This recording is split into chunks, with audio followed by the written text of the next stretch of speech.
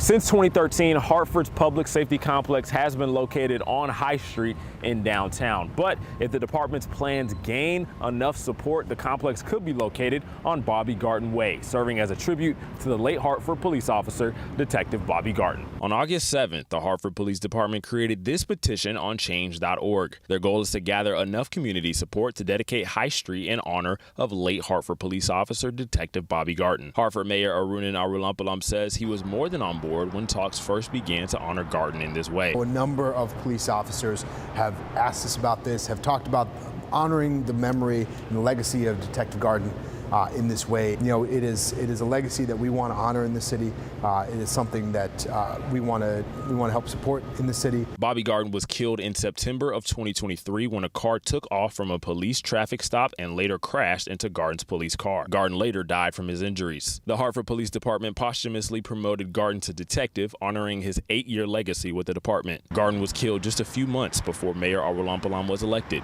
Walking into a police department that was hurting, that had lost a member, that in which morale had been really low, it made me, really focus on and take seriously the role that I had as a chief elected officer and as the person overseeing that police department. The petition comes 1 month after Richard Barrington, the man who pleaded guilty to killing Detective Garten and severely injuring his partner Brian Kearney, was sentenced to 30 years in prison. Mayor Arulampalam says this initiative to rename High Street emphasizes how important first responder lives are to the community. At a time when we're trying more than ever to rebuild bonds between our community and our police department, I think it is a statement to our police department right there in front of the public safety complex that they go to every day, that we as a community honor the sacrifice that they have made and the sacrifice that past members of that department have made.